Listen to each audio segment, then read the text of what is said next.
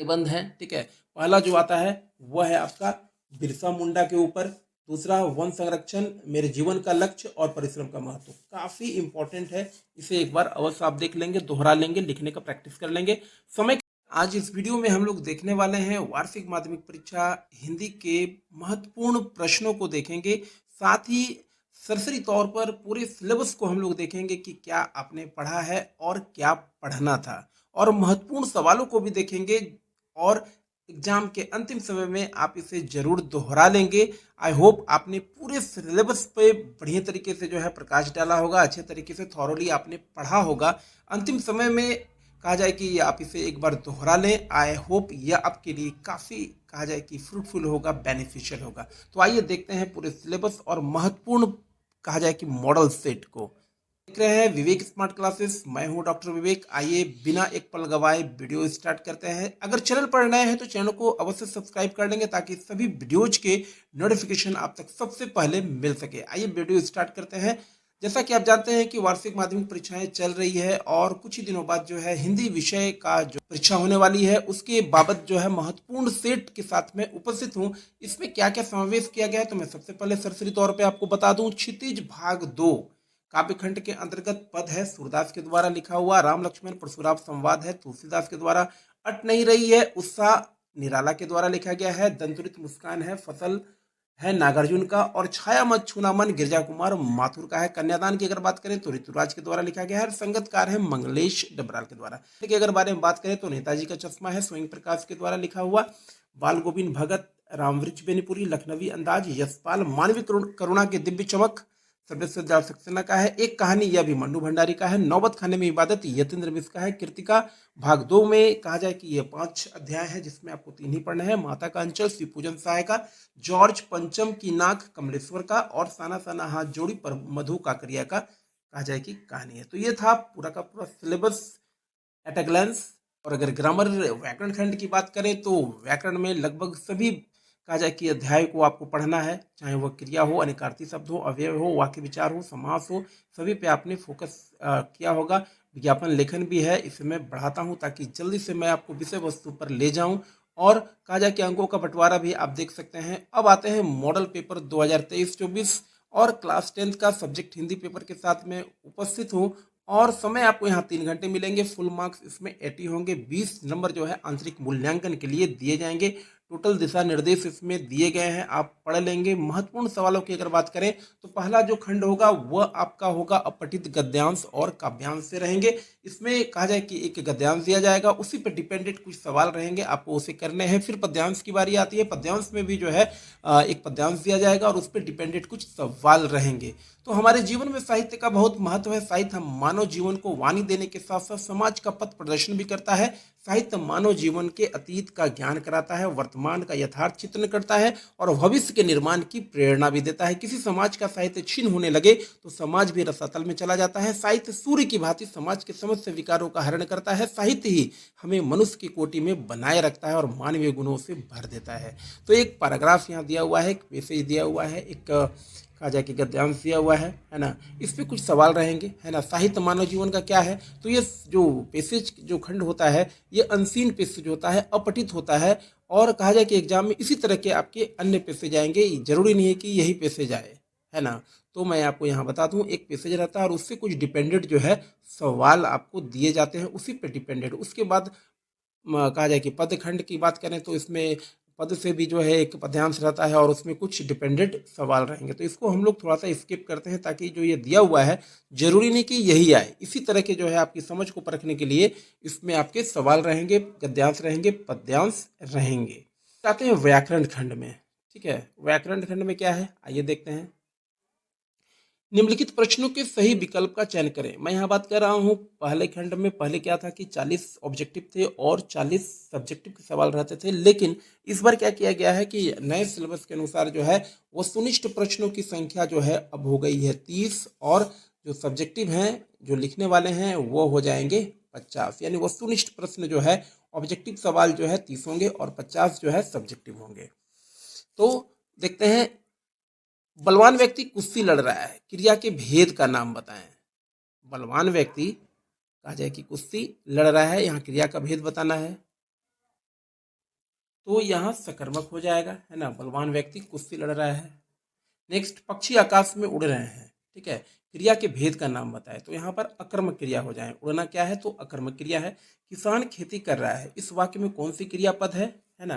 किसान खेती कर रहा है, इस वाक्य में कौन क्रियापद है, तो इसका जो उत्तर हो जाएगा कर रहा है, ठीक है। नेक्स्ट, कौन सा वाक्य अकर्मक क्रिया का उदाहरण है। मैं पुस्तक पढ़ रहा हूँ, वह चित्र बनाता है, बच्चा हंस रहा है, राजा ने रवि को बुलाया। यहाँ बात की जा रही है कि अकर्मक क्रिया का उदाहरण कौन सा है, तो बच्चा हंस रहा है। ये क्या होगा, ग विकल्प जो है सही होगा, बच्चा हंस रहा है। का एक अर्थ होता है पक्षी, और दूसरा क्या होता है, तो दूसरा हो जाएगा आकाश। यानी विकल्प नंबर जो है क है वह सही है। इसे एक बार देख लेंगे। निम्न में से कौन सा शब्द वंश का अनेकार्थी नहीं है, यहाँ ध्यान है, हो जाएगा इसका जो घ नंबर विकल्प है ये हो जाएगा। नेक्स्ट, निम्न में से कौन सा शब्द समुच्चय बोधक अव्यय है, ठीक है। समुच्चक बोधक अव्यय शब्द है, तो अरे, धीरे धीरे, क्योंकि, वाह। तो यहाँ पर क्योंकि यानी ग नंबर जो विकल्प है वह आपके सही विकल्प है। नेक्स्ट आगे बढ़ते हैं। वो रात डैश दिन मेहनत करता है, सही अव्यय का पद को चुनना है। तो सिंपल सवाल है ना। वो रात और दिन मेहनत करता है, यानी ख नंबर विकल्प जो है सही हो जाएगा, रात और दिन मेहनत करता है। हमारा उद्देश्य रहता है कि हम आत्मनिर्भर हों। हमारा उद्देश्य रहता है कि हम आत्मनिर्भर हों। निम्न में से कौन सा वाक्य है, ठीक है। ये किस प्रकार का वाक्य है, तो ये कहा जाए कि मिश्र वाक्य है। क्यों है, क्योंकि ये की से जुड़ा हुआ है और इसमें क्या है कि आश्रित उपवाक्य रहता है, इसीलिए क्या है, ये मिश्र वाक्य है। आगे बढ़ते हैं। नीलकंठ किस प्रकार का समास है, इसमें बहुव्रीहि समास हो जाएगा। नीलकंठ किस प्रकार का समास है, तो यहाँ पर बहुव्रीहि समास हो जाएगा, नीलकंठ भगवान शिव। निम्न में से अव्ययी भाव समास कौन सा है, तो अव्ययी भाव समास का पहला पद जो होता है वो क्या होता है, अव्यय होता है। तो इसमें विकल्प नंबर का जो है सही हो जाएगा, आजन्म। आजन्म क्या है, तो आ जो है इसमें पहला जो है अव्ययी भाव समास है। छत पर कैसे सोया जाएगा, वाच्य का प्रकार बताएं। सोया जाएगा यानी भाववाच्य का नंबर विकल्प सही है। आगे बढ़ते हैं। खंड ग पाठ्यपुस्तक निर्देश कहा जाए कि प्रस्तुत पठित गद्यांश को पढ़कर दिए गए प्रश्नों में से सही विकल्प का चयन करें, ठीक है। इसमें भी आपको क्या होगा, एक गद्यांश दिया जाएगा और गद्यांश पे डिपेंडेंट कुछ सवाल रहेंगे, आप उसे देख लेंगे, है ना।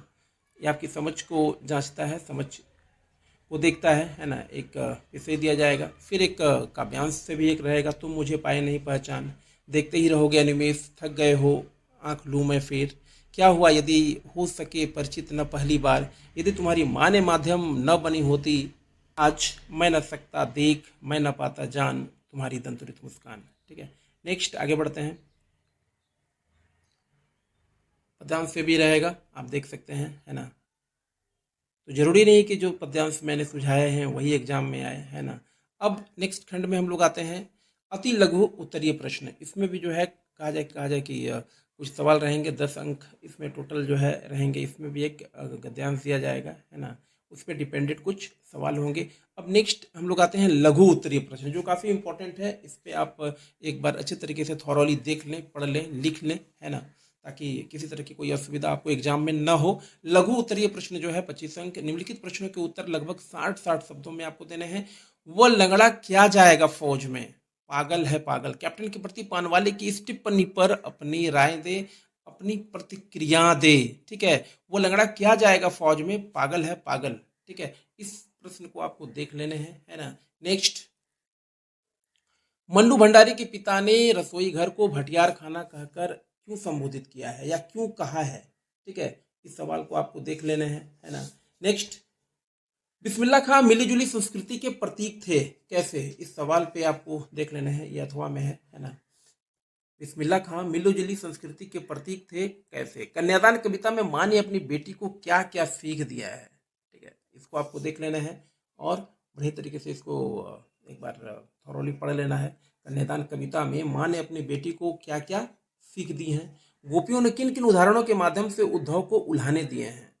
गोपियों ने किन किन उदाहरणों के माध्यम से उद्धव को उल्हाने दिए हैं। मैं यहाँ उत्तर नहीं बता रहा हूँ, अगर मैं उत्तर बताऊँ तो काफ़ी वीडियो लंबा हो जाएगा, इसलिए मैं इसे संक्षेप में प्रश्न पे ही जो है इंगित कर रहा हूँ, ताकि आप प्रश्न को देख लें, समझ लें और उसे एक बार पढ़ लें, दोहरा लें, ताकि परीक्षा में किसी तरह की कोई आपको असुविधा ना हो। इसलिए मैं फास्टली इस वीडियो को जो है आगे बढ़ा रहा हूँ। गोपियों ने किन किन उदाहरणों के माध्यम से उद्धव को उल्हाने दिए हैं, अथवा आपके विचार से भोलानाथ अपने साथियों को देखकर सिसकना क्यों भूल जाता है।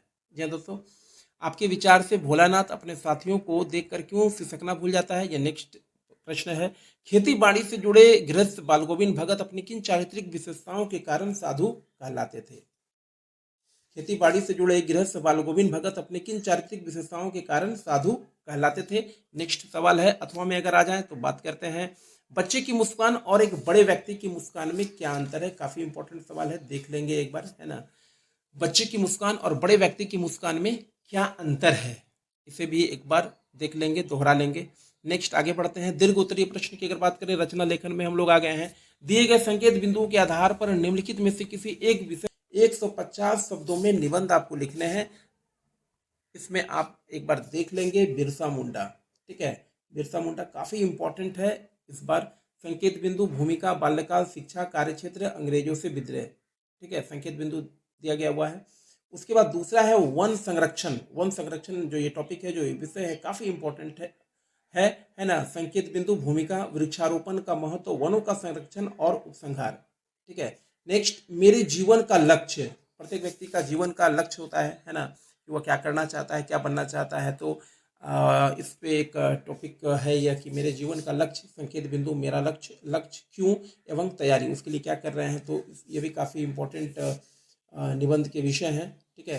परिश्रम का महत्व, संकेत बिंदु, भूमिका, श्रम ही जीवन का सत्य है, उन्नति और विकास में सहायक उपसंहार, ठीक है।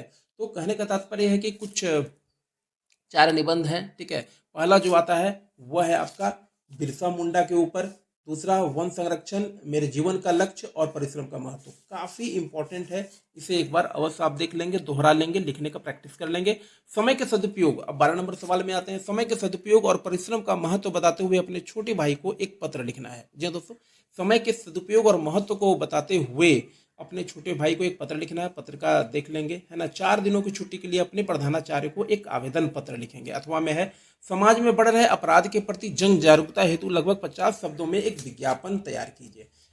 5 नंबर का यह रहता है विज्ञापन कॉलम का, है ना। समाज में बढ़ रहे अपराधों के प्रति जन जागरूकता हेतु लगभग 50 शब्दों में आपको विज्ञापन तैयार करने हैं, है ना। पर्यावरण के प्रति, अथवा में है, पर्यावरण के प्रति जागरूकता बढ़ाने के लिए 50 शब्दों में एक विज्ञापन तैयार कीजिए। 2 विज्ञापन है इसमें, आपको जिसमें भी आपको अच्छा लगता है वो आप लिख सकते हैं, जो आपके फेवरेट हो, जो जिसमें आपकी अभिरुचि हो। तो यह था पूरा का पूरा, कहा जाए कि यह महत्वपूर्ण एक सेट तैयार किया था मैंने, और मैंने सोचा कि आप लोगों के बीच शेयर करूं, ताकि आप, यह था मॉडल सेट। और आई होप ये आपको कहीं ना कहीं से जो है लाभ पहुंचाएगा, आपके लिए लाभदायक होगा। तो इसे आप एक बार जरूर दोहरा लेंगे। तो ऐसे ही वीडियो इस चैनल पर अपलोड किए जाते हैं, तो आप हमारे चैनल को सब्सक्राइब कर सकते हैं, नोटिफिकेशन बेल को ऑन कर सकते हैं, ऑल पर क्लिक कर सकते हैं, ताकि सभी वीडियोज की नोटिफिकेशन आप तक सबसे पहले मिल सके। तो कैसा लगा ये वीडियो आप जरूर कमेंट बॉक्स में बताएंगे। तो मिलते हैं नेक्स्ट वीडियो में। इस वीडियो को लाइक और शेयर करना ना भूलेंगे। तो मिलते हैं नेक्स्ट वीडियो में। Till then take care, thank you so much for watching this video. जय हिंद, जय